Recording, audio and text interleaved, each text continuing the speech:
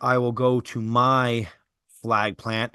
I've talked a lot about this player in the offseason through our rookie profiles, through our rookie drafts, and all the way up to now. And it's no surprise that my first flag plant player is tight end Brock Bowers of the Las Vegas Raiders.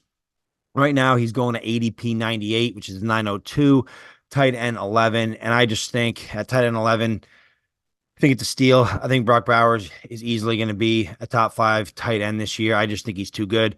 I've said it over and over again. The guy came into the SEC and dominated, was first team All SEC as a freshman, and was the nation's top tight end his sophomore and junior years, earning the John Mackey Award. And I think he's going to do similar things when he enters the NFL in his first season. I think he is going to do great things on the Raiders offense. I know the Raiders offense probably won't be as efficient as we would like, but I do think he's going to be able to earn a lot of targets behind Devontae Adams. Just looking at his first preseason game, he played 11 snaps. He went 2 for 25 in those 11 snaps, but they used him all over the formation. He had 4 snaps in line, 3 out wide, 3 in the backfield, and 1 in the slot. He actually had one of his catches coming out of the backfield as a fullback. So I just think they're going to use this kid all over the formation. He's just too athletic. I think he's going to create way too many mismatches.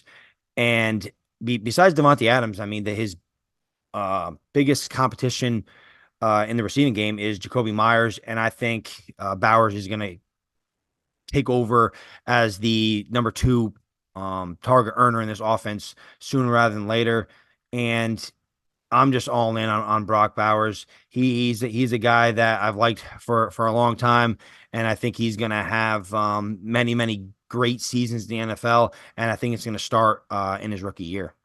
Aaron, is this the cheapest you're ever going to be able to draft Brock Bowers in redraft leagues? It probably is. I mean, that's a good question. I was just gonna say, like plant wise, tight end 11, is probably his floor in the next couple of years too. So it's not a bad take there, Ethan. I do think if it's a full point PPR league, I do think he may possibly leap, maybe up to like tight end 8 range or something like that. Half point scares me a little bit, just looking at, how many touchdowns can he come down with um this upcoming season. But love his talent and everything, like you said. But yeah, I think tight end 11 I'm okay with, right? But I think I like him a tad bit more in a full point league. Yeah, he's tight at 11. He's also right on the fringe of the top 100 picks, going 98th overall in ADP at the moment. So I'm definitely inclined to take a shot if I punted on tight end a little bit, and I'm okay waiting. Like I don't necessarily want to grab David Njoku around earlier.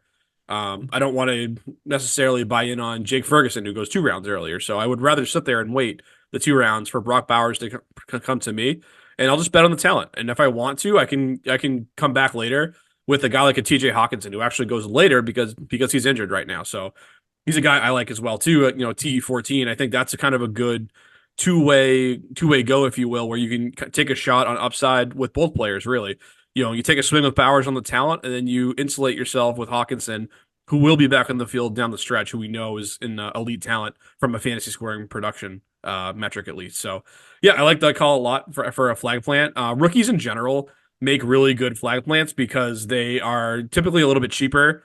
Because just let's face it, I mean, dynasty managers like us who are keyed in 24/7, those people know who the rookies are. In some cases, they have known who they are for several years before they hit the NFL.